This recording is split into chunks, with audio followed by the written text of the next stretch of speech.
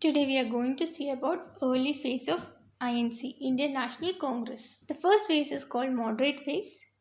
Moderate phase was an ideology that gave an orientation to national movement. Politics under this rule was marked with political moderation in all aspects.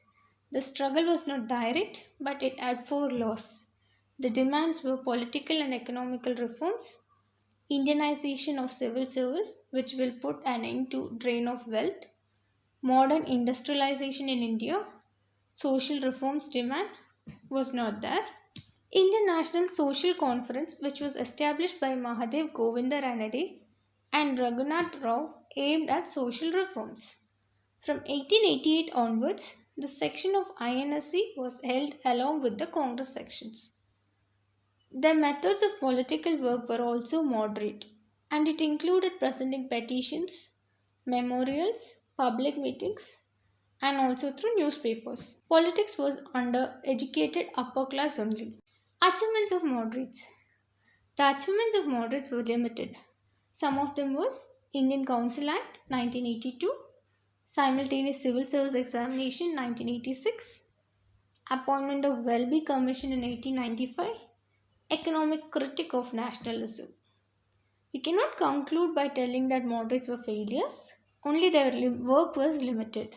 The moderates successfully developed a platform of nationalistic agitation and thereby laid the foundation of Indian nationalism. They initiated the process of democratization of Indian society. They educated the people politically and contributed to the shaping of public opinion that went against the British rule. The moderates also initiated a process called India a Nation in the Making. The second phase is extremist phase. Generational change of Congress, the young leaders from the middle classes of the society represented the extremists. It included leaders like Lala Lajpat Rai, Bal Gangadhar Tilak, Robin Ghosh, Bipin Chandra Pal.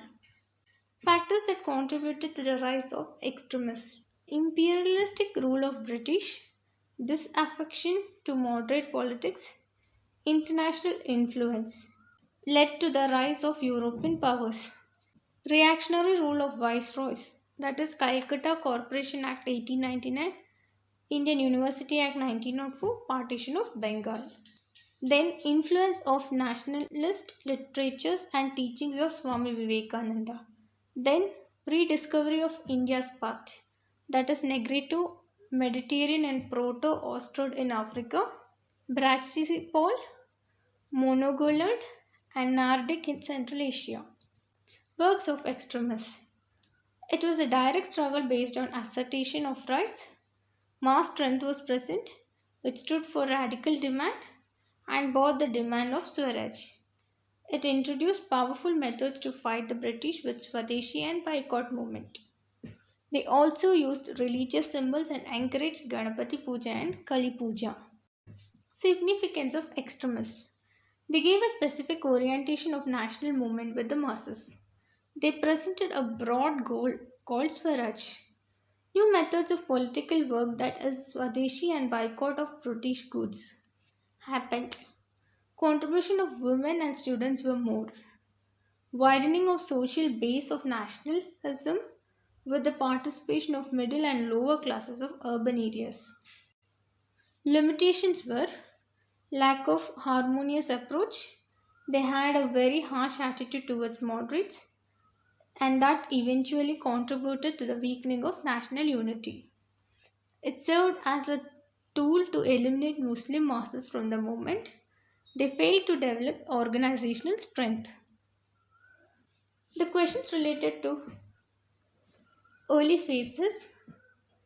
Explain the first phase of Indian National Congress. Explain the contribution of moderates. Explain the second phase of Indian National Congress. Explain in detail the success of extremists.